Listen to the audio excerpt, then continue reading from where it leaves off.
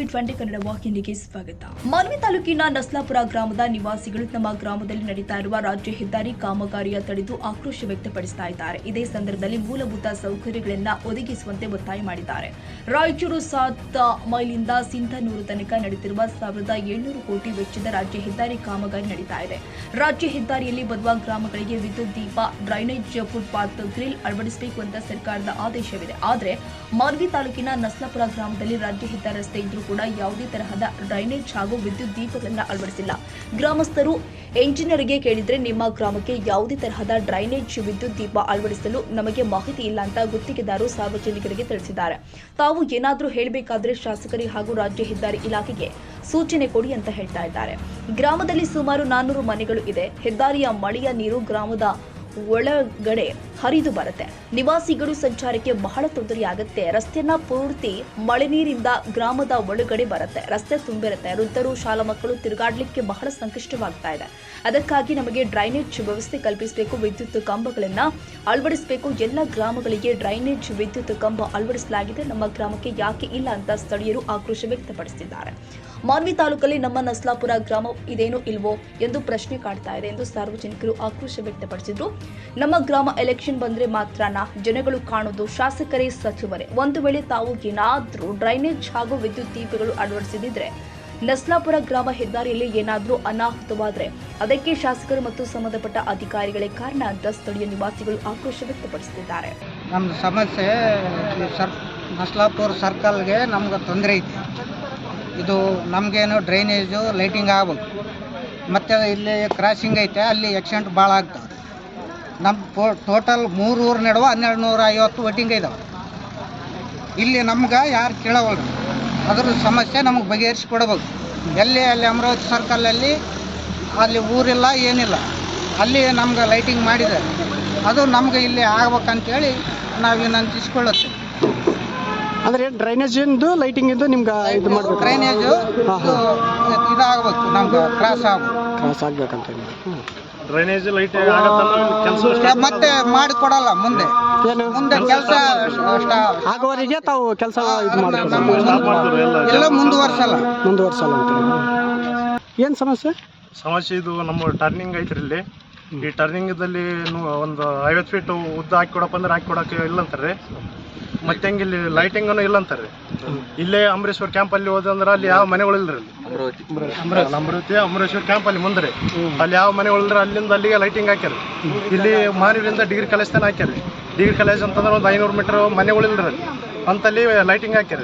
ಇಲ್ಲಿ ನಮ್ಮಲ್ಲಿ ಒಂದು 500 ಮೀಟ್ರು ಬರೀ ರೋಡಿಗೆ ಮನೆಗಳು ಇದಾವ್ರಿ. ನಮ್ಮ ಇಲ್ಲಿ ಯಾವ ಲೈಟಿಂಗ್ ಇಲ್ಲ, ಯಾವ ಡ್ರೈನೇಜ್ ಇಲ್ಲ ಅಂತ ಹೇಳ್ತಾರೆ. ಇಲ್ಲಿ ಡ್ರೈನೇಜು ಮತ್ತು ಲೈಟಿಂಗ್ ಹಾಕಿ ಕೊಡ್ಬೇಕ್ರಿ. ನಮ್ಮ ಚೌಡೇಶ್ವರ ಕ್ಯಾಂಪ್ ಅಂತ ಐತ್ರಿ ಇಲ್ಲೇ ಬಗಲಾಗ. ಅಲ್ಲಿ ಟರ್ನಿಂಗಿಗೆ ನಮ್ಗೆ ರೋಡ್ ಟರ್ನಿಂಗೇ ಕೊಟ್ಟಿಲ್ರಿ. ಅಲ್ಲಿ ಹಂಗೆ ಇದು ಹಾಕ್ಯಾರ, ಅದು ಬೇರೆ ಹಂಗೆ ಹಾಕ್ಯಾರ. ನಾವು ಅಲ್ಲಿ ಒಂದು ಟರ್ನಿಂಗ್ ಕೊಡ್ಬೇಕ್ರಿ. ನಾವು ಟರ್ನಿಂಗ್ ಹಾಕಿ ಕಾರ್ ಲೈಟಿಂಗ್ ಹಾಕಿ ಕೊಡ್ಬೇಕ್ರಿ. ಇದು ಆದಷ್ಟು ನಮ್ಮ MLA ಅವರು ಸಾಬ್ರು ಗಮನ ತಗೊಂಡು ಕಾಸಿ ಮಾಡಿಕೊಡ್ಬೇಕು. ಇಷ್ಟು ನಮ್ಮ ವಿನಂತಿ. ಏನು ಸಮಸ್ಯೆ ಅಂದರೆ ನಮ್ಮಲ್ಲಿ ರೋಡಿನ ಸಮಸ್ಯೆ. ಈಗ ಯಾಕಂದರೆ ರೋಡಿಗೆ ಫಸ್ಟಿಗೆ ನಾವು ಹೇಳಿದೀವಿ ಅವರಿಗೆ, ಈಗ ನಮ್ಗೆ ಲೈಟ್ ಹಾಕಿ ಕೊಡಬೇಕು, ಡ್ರೈನೇಜ್ ಮಾಡಿ ಕೊಡಬೇಕು, ಮಸೀದಿ ಹತ್ತಿರ ಇದೆಲ್ಲ ತೆಗ್ದು ಬಿದ್ದೈತೆ, ಇದೆಲ್ಲ ಸ್ವಚ್ಛ ಮಾಡಿಕೊಡ್ಬೇಕು, ಮಣ್ಣು ಹಾಕ್ಸಿ ಕೊಡ್ಬೇಕು ಅಂತ ಎಷ್ಟೋ ಸಲ ಹೇಳಿದ್ವಿ. ಅವ್ರು ನಮ್ಮ ಗಮನಕ್ಕೆ ಇಲ್ಲ. ನಾ ಇಂಜಿನಿಯರ್ಗೂ ಫೋನ್ ಮಾಡಿದೆ, ಸಾಬ್ರೆ ನಾವು ಮತ್ತೆ ನೀವು ಬರಲಿಲ್ಲ ಅಂದರೆ ನಾವು ಈ ರೋಡು ಸ್ಟ್ರೈಕ್ ಮಾಡ್ತೀವಿ, ಬಂದ್ ಮಾಡಿಸ್ತೀವಿ ಕೆಲಸ, ನೀವು ಬರಲಿಲ್ಲ. ಇಲ್ಲ ಬರೋಕೋ ನಾವು ಒಂದು ಅಡ್ರೆಸ್ ಹೇಳ್ತೀನಿ, ಆ ಅಡ್ರೆಸ್ಸಿಗೆ ಲೆಟ್ರ್ ಕಳಿಸ್ ಅಂತ ಹೇಳಿದರು. ಲೆಟ್ರ್ ನಾನು ಬೆಂಗಳೂರಿಗೊಂದು, ಆಮೇಲೆ ಹೊಸಪೇಟೆಗೊಂದು ಅವ್ರು ಹೇಳಿದ ಮುಖಾಂತರ ನಾನು ಕಳಿಸಿ ಕನಿಷ್ಠ ಒಂದು 25 ದಿನ ತಿಂಗಳವರೆಗೆ ಆಯಿತು. ಇನ್ನವರೆಗೆ ಯಾವ ಗಮನಕ್ಕೂ ಇಲ್ಲ. ಯಾಕಂದ್ರೆ ನಮಗೆ ಭಾಳ ತಾಚಾರ ಮಾಡಕತ್ತಾರೆ ಇಲ್ಲಿ.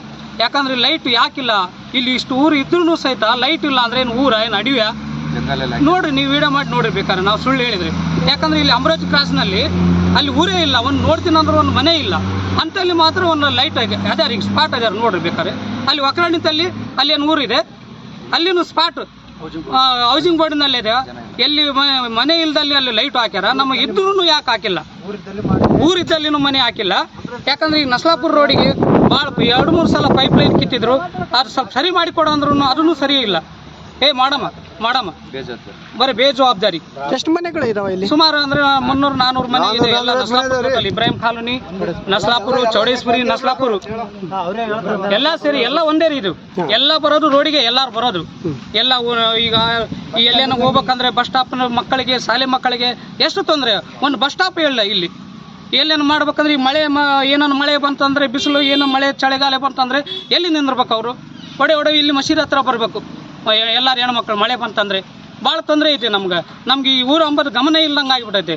ಆದಷ್ಟು ಬೇಗ ತಾವು ಗಮನಕ್ಕೆ ತಗೋಬೇಕು. ಇದು ತಗೊಂಡು ಕೇಸಿ ನಮ್ಗೆ ಆದಷ್ಟು ಲೈಟಿಂಗ್ ಮಾಡಿಸ್ಬೇಕು. ಲೈಟಿಂಗ್ ಅಥವಾ ಡ್ರೈನೇಜು, ಆಮೇಲೆ ಇಲ್ಲಿ 50 ಮೀಟ್ರ್ ನಸ್ಲಾಪುರ ಕ್ರಾಸ್ ಸ್ಲೋ ಮಾಡಿಸ್ಬೇಕು. ಮಸೀದಿ ಮುಂದೆ ಡೌನ್ ಮಾಡಿಸ್ಬೇಕು. ಭಾಳ ಇದು ಕೆಸರು ನೋಡ್ರಿ ನೀವು ವಿಡಿಯೋ ಮಾಡ್ರಿ ಬೇಕಾದ್ರೆ. ಶಾಸಕರ ಹತ್ರ ಏನಾದ್ರು ಹೋಗಿದ್ರ? ಶಾಸಕರು ನಾವು ಅವಾಗ ಹೋಗಿದ್ದೀವಿ. ಅವ್ರು ಸದ್ಯ ಆರಾಮಿದ್ದಿಲ್ಲ. ನಮ್ಮ ಖಾಲಿ ಗುರುನು ಹೇಳಿದ್ರು, ಅವ್ರು ಹೇಳಿದ್ರು ನಾ ಇಲ್ಲಪ್ಪ ಆರಾಮಿಲ್ಲ, ಬರ್ತಾರ ಅಂತ ಹೇಳಿ ನಾವು ಹೋಗಿ ವಾಪಸ್ ಬಂದಿವಿ. ಅಂದ್ರೆ MLA ಭೇಟಿ ಆಗಿಲ್ಲ ನಮ್ಗೆ, ಆರಾಮಿಲ್ಲ ಕಾರಣಕ್ಕಾಗಿ. ಈಗ ನಮ್ಮ ಕಾರಣಕ್ಕಾಗಿ ನಮ್ಗೆ ಭಾಳ ಸಮಸ್ಯೆ ಐತೆ. ಈಗ ನಮ್ಗೆ ಇದನ್ನ ಬಗೆಹರಿಸ್ಬೇಕಂತೇಳಿ ತಮ್ಮಲ್ಲಿ ವಿನಂತಿ ಮಾಡಿ. ಅಂದ್ರೆ ಸರ್ಕಾರಕ್ಕೆ ನಿಮ್ಮ ಊರಂತ ಗಮನಕ್ಕೆ ಇಲ್ಲ ಅವ್ರಿಗೆ, ಇಲ್ಲಿ ಜನ ಇಲ್ಲ ಅಂತಾನೆ ಅನ್ಕೊಂತಾರ. ಈ ಬಸ್ ಟಿಕೆಟ್ ತೆಗೆದ್ರು ನೋಡಿದ್ರೆ ನಂದ್ಯಾಳ ಮಾತ್ರ ಬರ್ತೈತೆ, ನಸ್ಲಾಪುರ ಬರಲ್ಲ. ಟಿಕೆಟ್ ಅಲ್ಲಿ ನಸ್ಲಾಪುರ ಇಲ್ಲನೇ ಇಲ್ಲ. ಇಲ್ಲಿ ನಾವು ಮಾನಿಲಿದ್ದ ಬರ್ಬೇಕಂದ್ರೆ ಟಿಕೆಟ್ ಕೊಡಪ್ಪ ಅಂದ್ರೆ ಏನ್ ಕೊಡ್ತಾರೆ, ನಂದ್ಯಾಳದ ಕೊಡ್ತಾರೆ, ನಸ್ಲಾಪುರದ ಇರಲ್ಲ. Syed Khader Basha, TV 20 Kannada news, Manvi.